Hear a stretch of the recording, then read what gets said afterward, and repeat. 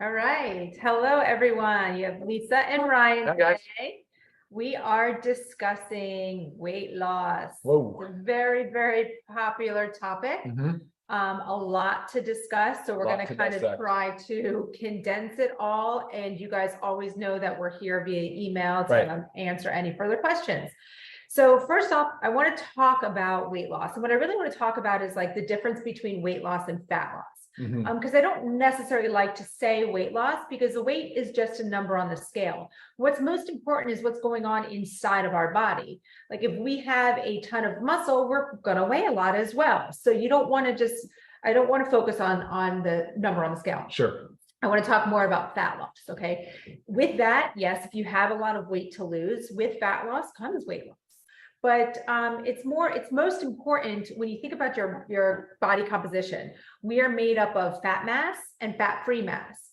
In that fat-free mass is also our muscle mass, but also our bones, organs, so that all compromises our fat-free mass. And then we have our fat mass. Okay, that's the one that really plagues us. That's the one that's detrimental to our health. That's the one that causes rise in metabolic disorders, obviously obesity. So we want to work on decreasing body fat. With that, we also want to work on increasing our muscle mass. Okay, so sometimes on your scale, when you just start, say you just start eating right and working out, lifting weights, whatnot, your actually number on the scale might kind of start to go up first because building muscle happens a little bit faster than losing fat. So it's a really funny thing. And sometimes it can deter somebody when they just start a program. They're trying so hard, busting their butt, and the scale is either not moving or maybe it's increasing a little bit. So again, another reason why I don't like to focus on the number on the scale. But again, the goal is, say you have fat mass here and muscle mass here, you want fat mass to go down at the same time as muscle mass to go up. Okay. Ryan, can you give us some statistics on this? Oh, yeah, sure, of course. Yeah. And like Lisa said on fat mass, there is actually two types of that too. There's an essential fatty mass, which we're not talking about. We're talking about the stored fat mass, the stored fat. That's like the excess, they call it adipose tissue. That's the fat mass that we're encouraging people to be very much more aware of. And of course, be aware of the risk factors associated with carrying excess adipose tissue, so excess stored fat. And that's the problem. I mean, ultimately, it's a metabolic disease, right? And that's what happens. Fat is not very good at doing much at all. It's stored energy, but it's really not very efficient. Compared to muscle is so much more dense. It's a denser mass. So it weighs more and it takes up less space. So go back to the scale thing, you could actually be losing, say, size, but the scale's going up. Right. And so that's what we want to encourage you guys to recognize. That's an important, I would say, an accomplishment. Yeah. Good job if you're doing that. Sure. So, but yeah, being a metabolic disease, it really is a scary, scary, scary thing. And like, we're going in the total wrong direction. You hear me run on and on and on about the epidemic of like hypertension or heart disease and cancer and diabetes and obesity. And it's really running out of control. It's absolutely out of control. There is no magic bullet, as hard as we try and as much as we've talked about it. And there's just no way that you can actually solve the problem with just one particular thing. Like a rabbit hole I could go down is pharmaceuticals, but I will not do it. Lisa will not let me do it. But if you have questions related to it, I'm happy to answer it because it is in the news. It is all over the Today Show and Good Morning America, and all the main news outlets are carrying stories on it right now. So happy to answer questions offline on that one. But yeah, statistics crazy. 75% of people are considered overweight of adults are considered overweight or obese. 3 out of 4 people are over. That's nuts. That's like not even, it's unprecedented. It's never been that high. It's trending in the wrong direction. Very, very sad. Very sad. Children, 40-some% now, 40-some% of kids. And you know what's happening to these poor children? They're losing their confidence right out of the gate. They have no confidence. They're socially isolated now. They're being bullied. I mean, this is a disaster written all over it. And then chronic disease starts to set in an early age too. And we're talking about hypertension is the number one killer. I'm sorry, heart disease is the number one killer. And the numbers are just, again, staggering. The correlation to obesity is there. Diabetes, of course, because it's a metabolic, say, disease. We're not talking about whether or not obesity is considered a disease. I'm telling you that obesity is metabolic dysfunction.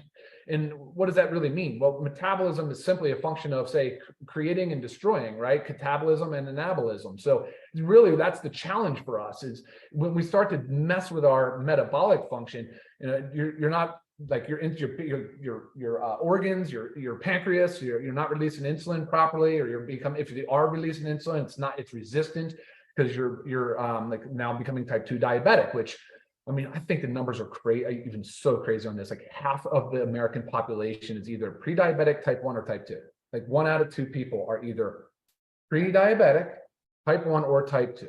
And then the strong correlation between diabetes and Alzheimer's and Sure. dementia. So it's just Oh. a path to disaster. It really is, but it's really quite crazy, is because the smallest increment of weight loss can have profound effect. And we'll talk about how nutrition is part of that as well, and that's a big focus for today's discussion. Yep. Yeah. Yep. So we jump into that. Yeah, we'll go into the pillars of health. Can you list those, and then we'll kind of. Yeah, I mean, these are personal to us, and we've just kind of dissected them in different ways over the years. But yeah, I think the pillars of health, and most relevant to today's discussion, is really nutrition, supplements, exercise, sleep, stress, and socialization. So we can't get into all those today. We'll do different webinars and really kind of dissect each one. And again, each one of those could be its own topic on itself, but we're going to really try to kind of get into and give you some real, like, simple, actionable, hopefully educational things that you can take away from this to help get started. Because I believe Lisa and her experience, I mean, Lisa's been an exercise physiologist, personal trainer. She's a certified health coach. I mean, she has been in this business for quite some time, helping people. Seen a lot. Right. So, and it's at the end of the day, it's really hard because it's not a one size fits all approach. And I think Lisa would be able to comment on that a little bit more. So what do you want to do next? Yeah. Well, really, I want to talk about starting with nutrition, because I just think that the major player into this. I mean, exercise is great. I love it. We all need it, but you can't out exercise a bad diet. Sure. Like, it just doesn't work that way. So I get the question a lot is, oh, what diet is best? Now, I hate using the word diet, but like when you are changing away, it's a changing away to your diet. So we're just gonna call it that for today.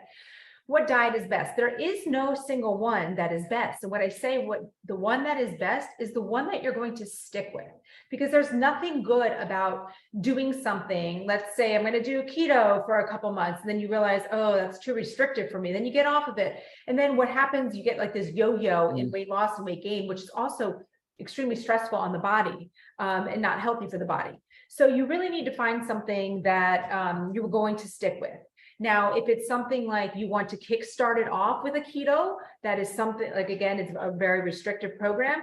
And then you have a game plan. You always need a game plan. Then you have a game plan to slide into another diet. Maybe it's paleo. Maybe it's just a straight whole foods based diet. You're going to eat everything that's whole food sources, which I preach 100% you should do anyways. Fruits, vegetables, lean meats, fish. Let's stay away from, we've always heard it, dairy, dairy, if dairy works for you, eggs. But again, stay away from those center aisles. I'm sure you've heard that in the grocery store, all those aisles that you can go up and down. I mean, that's typically where you get your box stuff that does not have much nutritional value. Now, there's some stuff in there that you need, yes, but mainly a whole foods thing. So find a diet that works for you. If you have specific questions about one, definitely let me know. I'm not going to dissect all the different diets because there's thousands of them out there. Some of them very big fads, so stay away from fad diets. Just as Ryan said, like, there's no magic bullet. We will never tell you at Live Good, like, we have this great thing that's going to make you lose 10 pounds in 1 week, because that's not real. And it's also not sustainable. Like, you need to do something that you can do for the rest of your life, because it's not like, we're not just trying to lose weight real quick for something. Okay. We're trying to be full on healthy for the rest of our lives, right? And this goes with your family too, how Ryan was saying something about childhood obesity. You have to think about what you're doing for yourself. You also have to do for your children. We can't be eating all these whole food sources and then buying our kids Lucky Charms and Twinkies and junk like that. So it goes for everybody. Okay, so we talked about best diet is whatever's going to work for you, whatever you're going to stick with, eating whole foods, always focus on whole food sources. I know you wanted to ask me a little bit intermittent fasting, right? You had asked a question about that. Yeah, sure. And I know a lot of people also do reach out to me about intermittent fasting and my take on it. Now, there is lots of different schools of thought out there, lots of different science behind all different ways of intermittent fasting. But I want to tell you that What's most important about fasting is that you fast for a solid 12 hours. Now, if you think about that, guys, that's pretty easy. You're probably already doing that anyways, from the time you finish dinner to sleeping through the night and then waking up and having whenever you have breakfast. The reason you need to do the 12 hours is when we sleep, when we are resting, when we are fasting, our body's doing its healing and repairing. If you give it food, it's going to go straight to digestion. So then your body's not doing the other things that it needs to do. Say even you have like a little injury going on, it's not going to be able to focus all its attention on that injury when you're constantly feeding it, because then it's going to say, oh, now we need to digest. Now we need to digest. That's where those 12 hours come into play. Most people know about the most common intermittent fasting is the 16-8, right? Where you fast for 16 hours and then you eat for 8 hours. That can also be a great way for you to control your calorie intake, okay? But again, you have to find what works for you. You can fast for 14 hours. Some people like to throw in a 24-hour, which you don't have to do all the time, but like you could do a 24-hour water fast once a month. Again, you have to find out what works for you. Me personally, I'm about 14 to 15-hour fast because I'm very careful of not to overstress my body with that, which goes right into especially for premenopausal women. For premenopausal women, you also have to be careful with fasting too much because you could really screw up your hormones. It can actually cause a high stress response in your body, and then your hormones get thrown off, and then what happens? We gain weight. Okay, so it's like you're just fighting against your body. You have to go with what your body is actually telling you. So to me, after I work out, have my overnight fast, it's about 14 to 15 hours. My body's like, all right, Lisa, it's time to eat, and then I break my fast. So again, find that sweet spot that works for you, but it is another way, if you want to call it a diet, it is another way to control what you are eating and how often and when. So you can only get so much food in that 8-hour window. So it can help you, especially if you need to go on a little bit of calorie deficit to lose weight. Okay, that was the big one. Talk a little bit about macros and micros. So we'll get more into, I'll let Ryan get more into the micronutrients, and that's all your vitamins and minerals. So it's going to kind of tie into like, with supplementation, but your macros, you also need to make sure you're getting all your macronutrients. Okay. Those are your proteins, carbohydrates, and fats. The most important one really is protein. Okay. And I want to emphasize protein intake. We've done Zooms on this, so I'm not going to go into super detail, but you need to make sure you're eating enough protein for weight loss. You have got to do it. A great way to think about it is incorporate some type of protein at every single meal. Not to mention the easiest way to get 20 grams of protein in there is our protein powder. So got to focus on your protein. It's also going to help you eat less, okay? Because you're going to feel full after a meal. Think about if you just eat a plain salad, or if you have like a nice 5-ounce piece of chicken breast and a little bit of broccoli, you're going to feel full. So you're not going to feel like snacking right away, or like, oh, how am I going to make it to dinner? I'm starving. So make sure you're getting that protein in there. Calories do matter. I hate that whole theory of like, if it fits in your calories, eat it, because you've got to feed yourself like real nutrition, real whole foods. Yeah. What you eat actually matters. And if you're needing to lose weight, you do need to be at a little bit of a calorie deficit. You have to be there for the body fat to go down. But you want to be careful not to go too low in that, because a lot of people think, oh, well, I want to lose weight, I'm just not going to eat. Well, that's a problem, right? Because first, yes, it backfires 100%. I'll tell you why it backfires is because it starts to slow your metabolism down. We want our metabolism going. We want our bodies working for us. When we're resting, when we're doing nothing, we don't just want it working for us when we're exercising or trying. We want to be super efficient. When you're not eating enough, especially for a long amount of time, your body starts to slow down its metabolism because it thinks, I don't know when I'm going to eat again. Okay, your body's not your brain.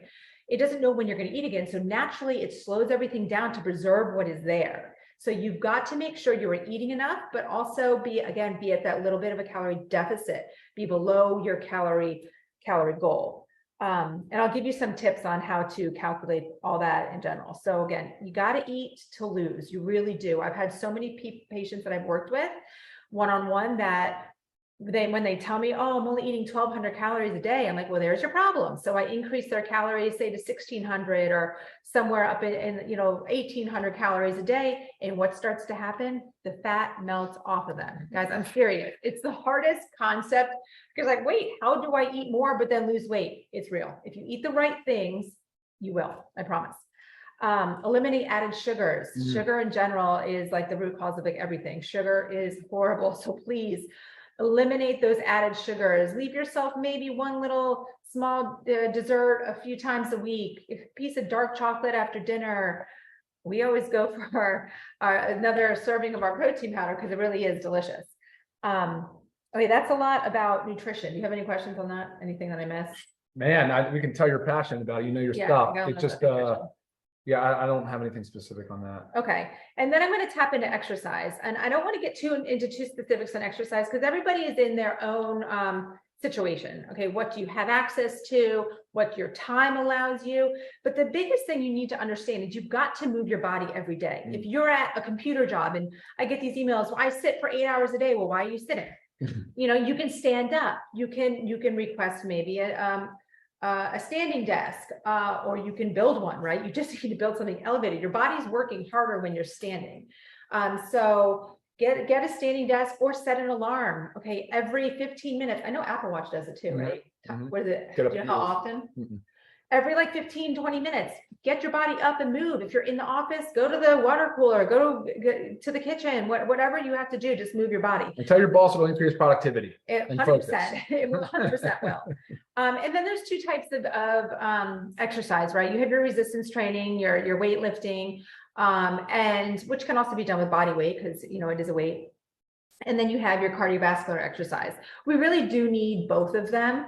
It's hard to say, choose one or the other. Like, look, if you told me you had only 3 hours a week to commit to exercise, I would say do 30 minutes of each, you know, a week. So I'm just giving an example if you have like super limited time, but you need to do the cardiovascular training. You need it for your heart, but it also helps with weight loss.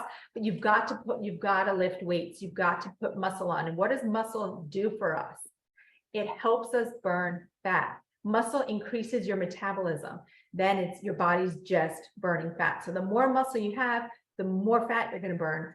The scale might say you weigh a little more, but you know, if you can know your body composition, which I'll give you some tips on how to know that. If you can know that, you can see the conversion of it all. It's a really rough rule of thumb for exercise. And I got to just say it's on most days of the week. That's the guidelines. Exercise on most days of the week. Guys, that's 4 days. Okay, if we ever got a 7-day week, that's 4 days. You've got to at least go for those 4 days. Just like I said with the fasting, you've got to at least fast the 12 hours. Do the bare minimum, guys. And if you can do more, I mean, huge bonus. Things will just happen faster. This is not easy. Weight loss is not easy. No, it's not. I will tell you it's easier to maintain when you get to where you are. So don't think of it as like, I can't do this forever. You can. You've got to put the work in if you actually want it. Okay. Don't just say, I want to take this pill and lose 20 pounds and everything's great, because it doesn't work that way. Okay. That's a little bit about exercise. It's a lot, sure. We should do our own thing just on exercise. Sure, for sure. And then touching on just sleep and stress, the only thing I really want to say is when you're not getting 7 to 9 quality hours of sleep, what typically happens is we make poor food choices. We're too tired to exercise and our stress goes up. Okay, there goes stress. What happens when our stress goes up, guys? It increases our cortisol. Ryan can dig into that a little more, but what happens when our cortisol is up? We gain weight. So it's kind of like a whole vicious cycle. And that's what we call it, the pillars of health. You really need all of it put together for your body to work. You want your body to work for you, not against you. So if it's working against you, you got to figure out why. All right, let's take that, Ryan, into supplements. Cool. And then sounds good. Before we do that, hold up real quick. Let's look and see if there's any questions here. I know there's a few, but we'll talk about the protein question. There's a honey question or a honey comment. Breaks reduces sugar cravings, breaking cravings. I mean, yeah, we could get into it. That's probably 1 gram of talk about the cravings question though. Okay, but 1 gram per pound of body weight is a great, yes, a great It's a goal to work up Yeah, to. That's for a sure. high number. Yep. It's hard to hit. 2 questions. One about which product helps break or reduce sugar cravings. Okay. Maybe intermittent fasting can help. Okay, no, so the biggest thing with sugar, so I want to tell you this, sugar, chocolate, which you can consider sugar, but sugar, chocolate, cheese, they all light up the same brain center that cocaine does. Okay, so That's why it is so hard to cut that sugar out. I really want you to, if you have sugar cravings, if you cannot avoid that sugar, you have got to stop it for 2 weeks. It is not going to be easy. You will probably go have withdrawal symptoms. You will have headaches. You will be dreaming of sugar. I promise you, but it's 2 weeks. Once you can get to that 2 week, and when I say 2 weeks of cutting out sugar, guys, it's even wise to cut out everything that's sweet, even fruit, just for 2 weeks. Because that can kind of trick your brain that you are getting something, which I do like that once we're past that, a sugar addiction phase. Because if I need something sweet, I'll go to my fridge and I'll grab a handful of raspberries or something. It's great. But you've got to break that sugar habit. It's not going to help. It's not going to work for you. I promise you. You will constantly be fiending for that sugar to light up that brain center. So that's sugar. Get that out. Yeah. Good answer. What was it about honey? That's just comment that they use honey every single day. Oh, yeah. I mean, look, honey has its health benefits. And if you're using a teaspoon of honey, say you're using honey in your tea, a teaspoon of honey, great. But now, do you want to go and have half a cup of honey every day? Absolutely not. Think about how much sugar that is, not to mention how many calories that is. And you're trying to be on, a calorie type of deficit if you are trying to lose weight. Sure. What else we have? Okay. Awesome. Okay. What's next? Supplements. Oh, sure. All right. So you kind of, supplements, right. Part of the plan definitely doesn't do everything that Lisa just said, because it's an entire lifestyle. But what the supplements do provide is essential micronutrients. And those are the things your body does not make. You have to supplement or get from your food and your food sources, which you're typically not getting enough of anyway. The same kind of concept as the critical macronutrients that she talked about, the protein, fat, carbohydrates. You've got to supplement properly. You got to consume them properly. So the concept at Live Good, though, we wanted to focus on the body composition argument, that piece for a lean muscle mass, to increase lean muscle mass. And that's important, because the lean muscle mass, again, is a more dense tissue, but it's also way more metabolically active. It's a huge energy demand center. So the more lean muscle mass you have, the higher your resting metabolic rate will be. And Lisa talked about metabolic rate and metabolism. And you'll literally burn more calories and significantly more at rest if you have more lean muscle mass. And so that's to me, like, that's the only way that this whole thing makes sense. So what we did was we started, let's attack the foundation first. So the foundation is going to be the Live Good Bioactive Complete Multivitamin. Contains essential micronutrients. So those are the things your body's not getting, not making on its own, the vitamins and some minerals. So that's what's there. And then there's B vitamin complex. It's formulated for men and women. So it contains all of those essential, well, not all of them, but most. And that's a really important foundational supplement. The next foundational supplement we have is the vitamin D3 with K2. D3 with K2, guys, it's a fat-soluble vitamin, best taken with food, usually in the morning, and helps actually regulate some of the melatonin, suppress some of the melatonin, so it's involved in your sleep and awake cycle. Oh, there you go. But the vitamin D3 is super, super heavy duty, involved in bone health, in immune function, in energy, in mood.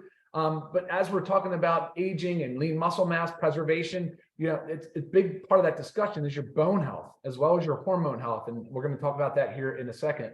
So yeah, that's vitamin D. Now that's with 2,000 units, and you guys can watch the YouTube videos on D. We'll get real granular on that. Magnesium is just absolutely a monster in this foundational supplement, because it's involved in over 300 biochemical reactions. But think about this. The magnesium has a huge role in bone health, in muscle and nerve function. It's like being involved in over 300. It's involved in hormone. It's involved in sleep regulation, stress regulation. So it's really critical that we get enough magnesium. Most people are not. Now, of all these, the vitamin D is easy to measure in the blood test. Magnesium, not as easy. And then, of course, all the micronutrients in our panels, but that's not really something we recommend you do. Then we decided we're going to attack the protein hypothesis. So we wanted to add in, what you get your choice of amino acids. You get two tubs of the complete plant-based protein. And the idea here is that you're probably not getting enough protein in your diet. That's the concept, because the amino acids can be counted towards your protein goal. But amino acids, protein are both. Well, protein is just amino acids, truthfully what it is. They're the building blocks of life, quite frankly. So they're really, really involved in the metabolism of hormones, of enzymes, of neurotrans. So let's talk about that for a second. Hormone dysregulation, huge problem with obesity. Yeah. Right. So much dysregulation going on. I know that's a hot topic for Lisa. We probably will do a Zoom literally just on hormones. It's a lengthy discussion. We're both pretty well educated on that topic. But so it's a precursor to hormones. It's a precursor to enzymes, which are really important for breaking down foods, and they're involved in a lot of different chemical reactions in the body. It's a precursor to neurotransmitters. So really, there's a bunch of them, but the two main ones that come to mind, like your reward center, your dopamine, your serotonin, involved in sleep, and there's just so much that goes on in neurotransmitter world. And then, of course, the protein is involved in muscle synthesis and preservation and maintenance of muscle mass. And that's ultimately what we're trying to help you guys achieve, is putting on more lean muscle mass for all of those reasons we just mentioned. I think that, does that round out the pack? I know you have You coffee can here. Coffee in, remember, that's an Oh. optional, because some people don't drink You coffee can or have the can't have coffee. caffeine. It Yeah. is the option there. The coffee is cool. I mean, it's awesome. Don't get me wrong. It's a thermogenic, and people are like, well, I like caffeine for weight loss, but no, that's really not the best way to look at it. But it is. It's a good jump start to the day. It's got adaptogenic mushrooms, helps with your stress response, fiber, maca green tea. So it's really, it's loaded. It's a beautiful coffee. It's all USDA certified organic. So you're getting a really good, a healthy coffee. Right.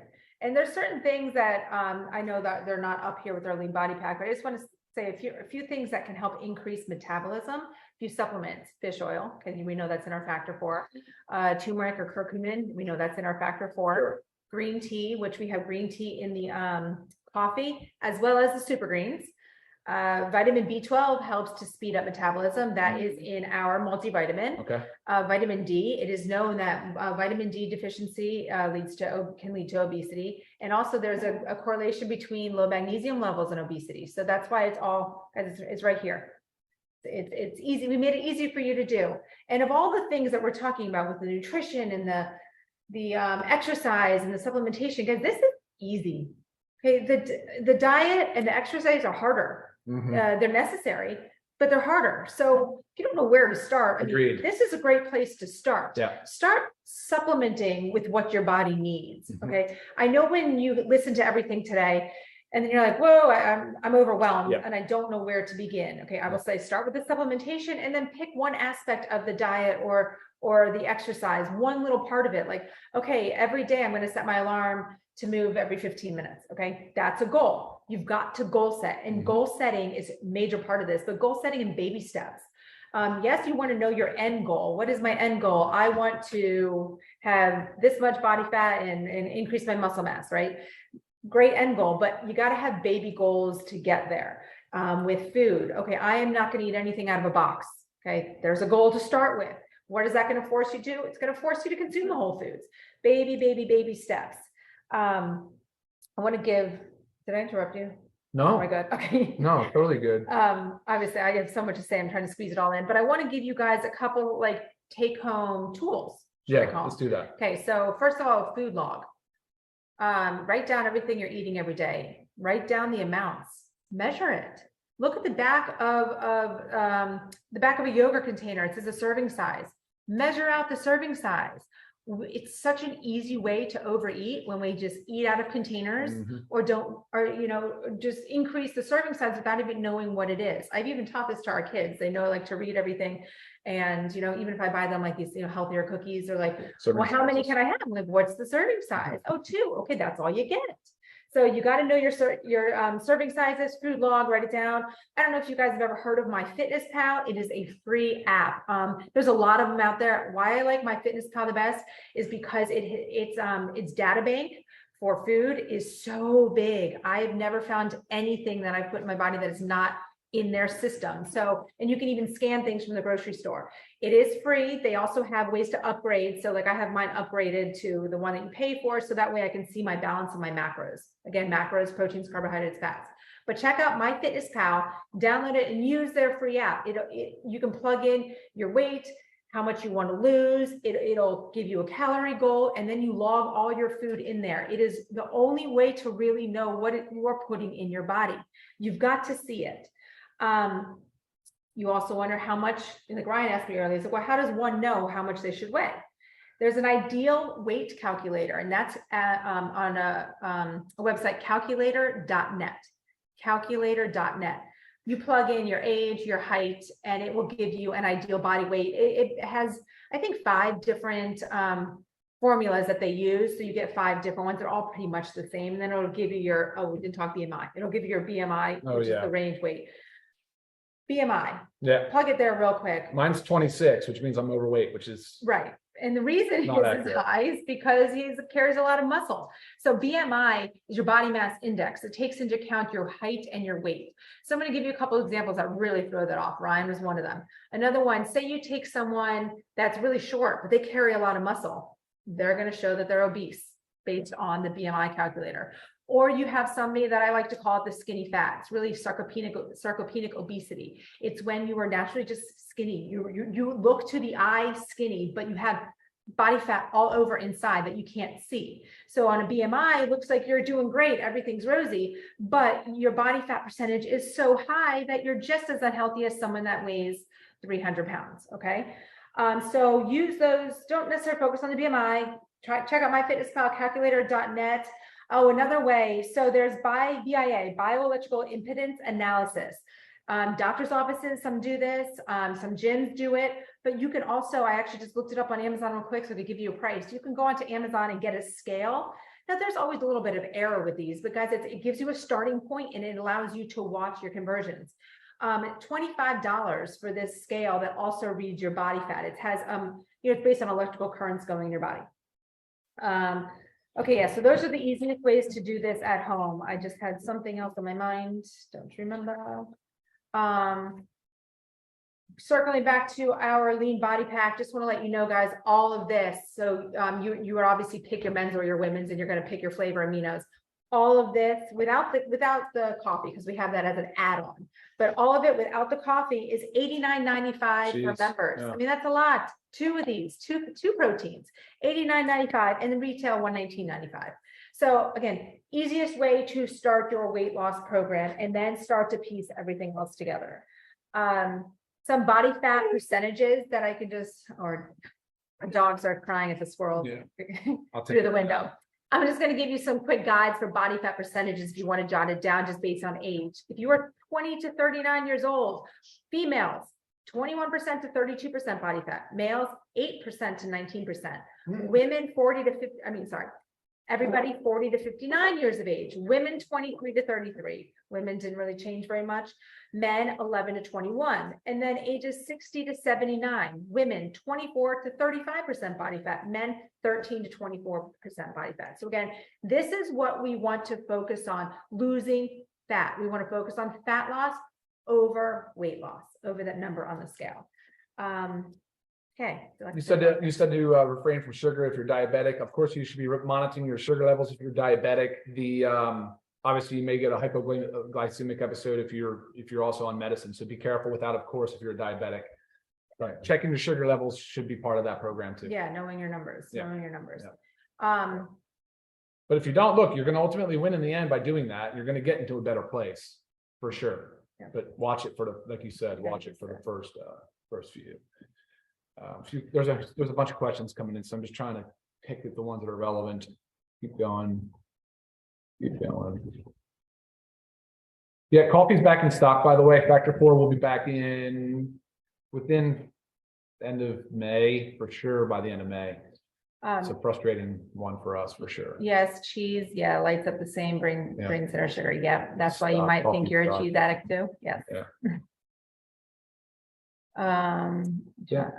Okay. I do not drink coffee, exactly, which is why we have this as an add-on. So you'll see when you're ordering the lean body pack, there's a little section where you can add the coffee for an extra $15. This does not come in the pack because we know some people don't drink coffee or they can't have caffeine. And our coffee does have the caffeine. Salt cravings. Look, guys, salt is good. Our bodies need salt. If your body's craving salt, really, it's probably because you are low in it. I mean, it's a very old school of thought that it's unfortunate though, because it's mostly to do with hypertension, retaining water, and increasing blood pressure, and having an negative effect on heart disease, which really it's a problem that starts with sugar. Yeah. So when you start talking about kidney health and all of that stuff, right. Unfortunately, so salt got a bad rap. We need salt. We need sodium. It's part of electrolyte. Right? If you get imbalanced, you have difficulty with many of the other nerve functions. No, avoid the junk salt, Of avoid the course. table salt, like that's the Oh, stuff that, cheap, junky stuff. yeah, that's the stuff, I mean, get Himalayan pink salt. We have a different Zoom call every Monday. It's the same link. Yeah, we're having it's just an issue with distribution of invites due to the massive number of emails. Yeah, We so, fixed that though, so. All right, cool. Okay. I think, guys, we've longest one we've Gone done long. yet, 35 minutes after 12. Good job, Lisa. It was a lot of content. I hope you guys got some of those takeaways.